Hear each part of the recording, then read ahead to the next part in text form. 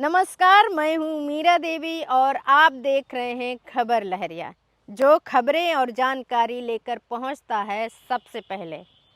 इस बार मैं लेकर आई हूँ आपके लिए बहुत ही खास जानकारी मतदाता पुनरीक्षण की, मतलब एसआईआर की।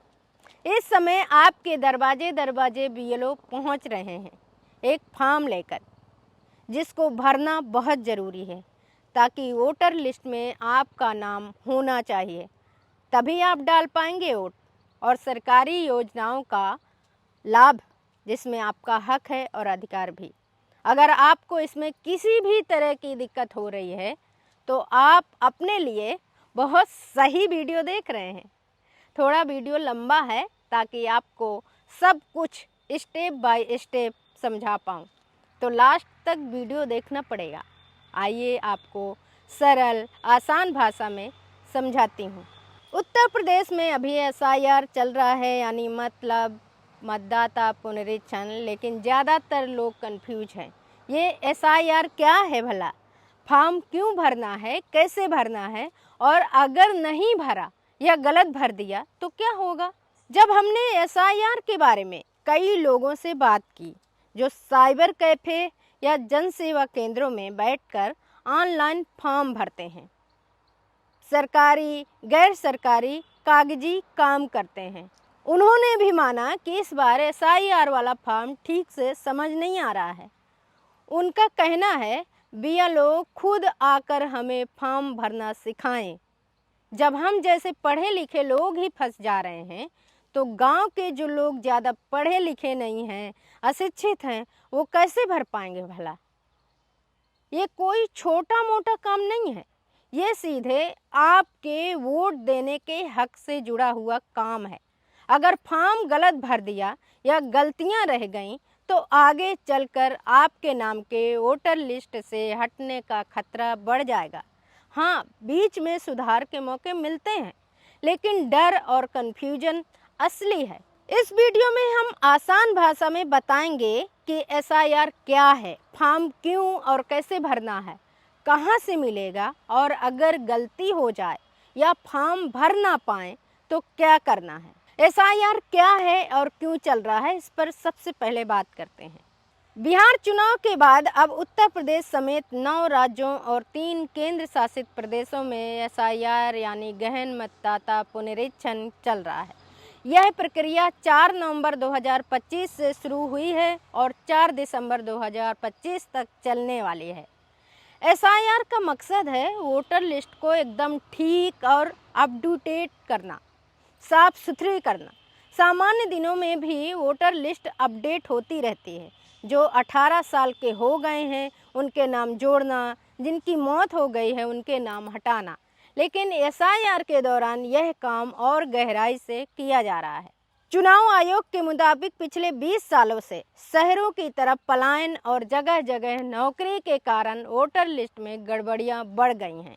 एक ही व्यक्ति का नाम 2 जगह दर्ज होना, ऐसे लोगों के नाम बने रहना जो वहां रहते ही नहीं हैं या जिनकी मौत हो चुकी है। साथ ही चुनाव आयोग का संवैधानिक दायित्व भी है कि वोटर लिस्ट में केवल भारतीय नागरिकों के नाम शामिल रहें, इसलिए पूरे देश में एसआईआर चलाया जा रहा है। एसआईआर का फॉर्म कहां से मिलेगा? एसआईआर के लिए जो गणना वाले फॉर्म भरना है वो आपके बीएलओ यानी बूथ ब्लॉक लेवल ऑफिसर के पास होगा। बीएलओ आपके इलाके में घर घर जाकर ये फॉर्म बांट रहे हैं। अगर उस समय घर पर वोटर नहीं मिलता है तो परिवार का कोई भी सदस्य घर के सभी लोगों की जानकारी भरकर अपने सिग्नेचर के साथ में फॉर्म बीएलओ को दे सकता है। जिन मतदाताओं के फॉर्म बीएलओ के पास साइन सहित पहुंच जाएंगे, उनके 9 दिसंबर 2025 को निकली ड्राफ्ट मतदाता सूची में नाम शामिल होंगे। फॉर्म में क्या क्या भरना है? एन्यूमरेशन फॉर्म थोड़ा लंबा होता है। इसमें आपकी जन्म तिथि, आधार नंबर, मोबाइल नंबर और आपका ईपीआईसी नंबर यानी वोटर आईडी कार्ड पर जो लिखा हुआ नंबर होता है उसको भरना होता है। फॉर्म के नीचे 2 कॉलम बने होते हैं। बाएं कॉलम में वो लोग जानकारी भरेंगे जिनका नाम 2002 या 2003 की वोटर लिस्ट में था। दाएं कॉलम में वो लोग जिनका नाम उस समय वोटर लिस्ट में नहीं था। 2003 की वोटर लिस्ट कैसे देखेंगे? 2003 की वोटर लिस्ट चुनाव आयोग की वेबसाइट पर मिलेगी। लिंक हम डिस्क्रिप्शन में इस वीडियो में दे देंगे। आपको अपना ज़िला, एरिया चुनना है, फिर अपनी मतदान वाली जगह, बूथ, वार्ड नंबर की लिस्ट खोलनी है और उसमें अपना नाम ढूंढना है। जो भी जानकारी वहाँ लिखी है, नाम, पिता या पति का नाम, उम्र, पता, उसे जैसे के तैसा ही इस नए फॉर्म में कॉपी करना है। सबसे ज़रूरी बात, अगर 2003 की वोटर लिस्ट में नाम गलत स्पेलिंग से भी लिखा है तो उसे उसी तरह कॉपी करना है। फॉर्म में अपनी तरफ से नए स्पेलिंग या बदलाव नहीं करना है। अगर दिक्कत हो तो बीएलओ, स्थानीय बीएलए या जो लोग ऑनलाइन फॉर्म भरते हैं उनसे मदद ली जा सकती है। एसआईआर का फॉर्म ऑनलाइन भी आपको मिल सकता है।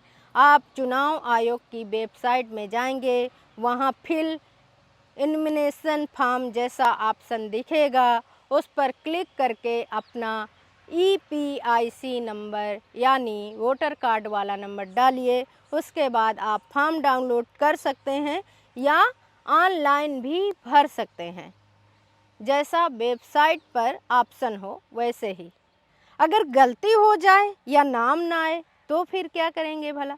अगर आपने फॉर्म भर दिया लेकिन गलती हो गई या बाद में पता चला कि ड्राफ्ट वोटर लिस्ट में आपका नाम नहीं है तो घबराने की ज़रूरत नहीं है, सुधार का मौका ज़रूर मिलेगा। पूरी प्रक्रिया के बाद 9 दिसंबर 2025 को ड्राफ्ट निर्वाचक नामावली जारी होगी। अगर उस लिस्ट में आपका नाम नहीं आता या नाम, उम्र, पता में गलती दिखती है तो आप 9 दिसंबर 2025 से 9 जनवरी 2026 के बीच अपना दावा, क्लेम या आपत्ति, ऑब्जेक्शन लगा सकते हैं, यानी लिखित में शिकायत देकर गलती ठीक करा सकते हैं। इन सब की जांच के बाद 7 फरवरी 2026 को अंतिम वोटर लिस्ट प्रकाशित की जाएगी। ये फॉर्म भरना जरूरी क्यों है? ये फॉर्म इसलिए ज़रूरी है क्योंकि इसी से आपकी जानकारी अपडेट होती है। आपका नाम, उम्र, फ़ोटो, पता सही है या नहीं, ये सब चेक होता है। जिनकी मौत हो चुकी है उनके नाम हटते हैं और जहाँ जहाँ डुप्लीकेट या गलत एंट्री है उसे सुधारा जाता है। सबसे अहम बात, ये सीधा आपके मताधिकार से जुड़ा है। हर भारतीय नागरिक जिसकी उम्र 18 साल या उससे ज़्यादा है तो उसे चुनाव में वोट देने का हक है।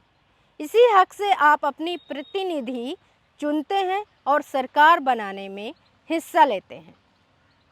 अगर अंतिम वोटर लिस्ट में आपका नाम ही नहीं रहा तो चाहकर भी आप वोट नहीं डाल पाएंगे। इसलिए जब भी बीएलओ आपके घर आए, एसआईआर वाला फॉर्म फालतू कागज़ समझकर मत रख दीजिए।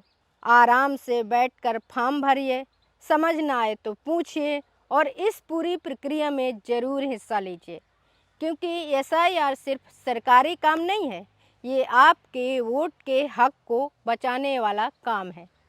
तो उम्मीद है कि अब आपको एसआईआर की पूरी प्रक्रिया समझ में आ गई होगी। वीडियो पसंद आए तो शेयर करें ताकि बाकी लोगों को भी जानकारी मिल सके। आपका वोट, आपकी आवाज़। फिर मिलूंगी किसी नए और नई जानकारी के साथ।